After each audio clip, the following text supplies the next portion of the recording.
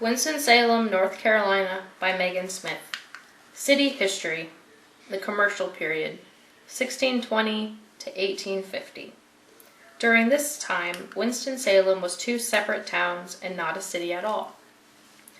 In the town of Salem, it was started in 1766 by several Moravian men of German descent who were settlers and members of the Moravian Church. The men who settled here were farmers and men trained in various trades. They worked in trades such as tin making, leather working, baking, shoemaking, gunsmiths, and clockmakers. Salem was located on a plot of land that was about 2,000 acres, with the town in the center. Salem had less than 1,000 people by 1850. The town of Winston was started just north of Salem on a small piece of property and named after Joseph Winston, a patriot and congressman. The industrial period, 1860 to 1920. For most of the industrial period, Salem and Winston were two separate towns. It was not until 1913 that the two merged into one city now known as Winston-Salem. The industrial period saw the rise of the tobacco industry, and in 1870 the first tobacco factory was opened. By the year 1890, there were 31 tobacco companies in Winston, with the most well-known being the R.J. Reynolds Company. Other industries in Winston and Salem included a cotton mill, hosiery, and knitting. The corporate period, 1920 to the present. The city of Winston-Salem is the home and birthplace of several well-known companies. These include the R.J. Reynolds Tobacco Company, the Haynes Corporation, Krispy Kreme Donuts, and the original headquarters of Wachovia Bank, now known as Wells Fargo.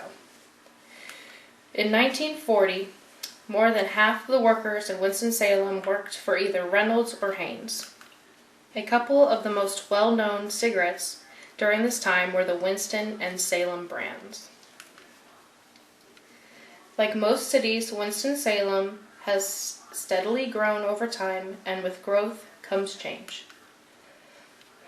Although there are still a substantial amount of trade and manufacturing industries here, it has moved to a more service-oriented city with an estimated population at present of just under 240,000 people, and is listed the fourth largest city in North Carolina. In Winston-Salem, you can visit an historic restaurant known to residents as the Tavern. It is located in the Old Salem District, a beautiful, well-preserved area of the city. The Salem Tavern dates back to 1784 and is located at 736 South Main Street.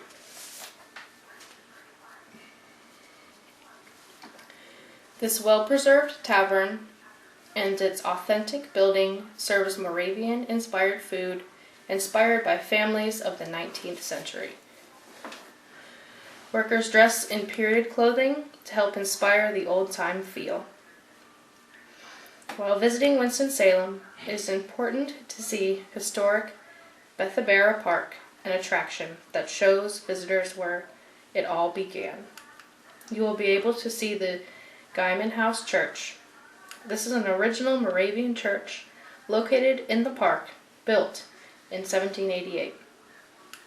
You will also see the Herman Butner House, built in 1803. An old log house built in 1815, the God's Acre Moravian Graveyard, and a reconstructed community garden. On this site, there is also a calf barn, potter's house, reconstructed French and Indian war fort, and a reconstructed village. Winston-Salem is truly a college town and home of the Wake Forest University. Wake Forest is a private, non-profit college founded in 1834. It is an independent, co-educational research university located about 3 miles north of downtown. It offers small class sizes and a ratio of 1 faculty member for every 11 students. Wake Forest University ranked 27th in the nation in 2015. This small liberal arts college is a leading research institution. It has been ranked in the top 30 schools for the past 18 years. This smaller private university has less than 8,000 students. It is located on 340 acres in an area of beautiful mountains.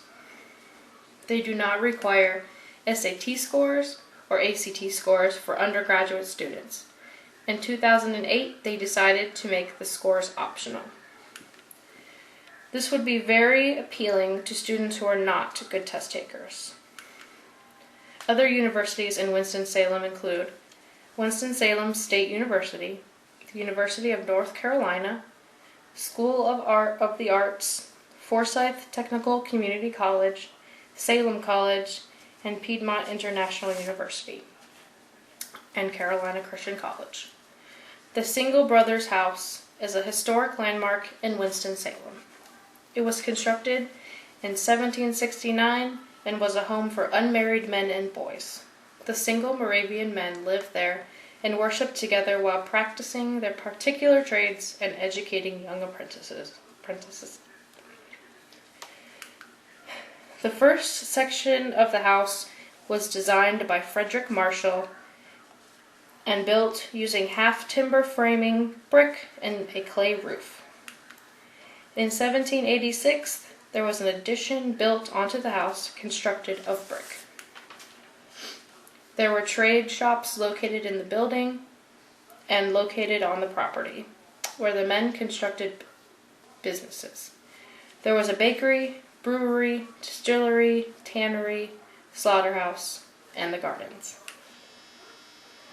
The single men and boys who moved into the house in December of 1769 were the first Piedmont residents of the town of Salem. The building is still standing today and open to the public. Transportation in Winston-Salem is operated by the Winston-Salem Transit Authority.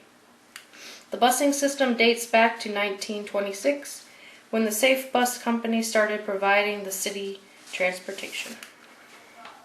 In 1972, the city purchased the company and is now a well-established transportation system.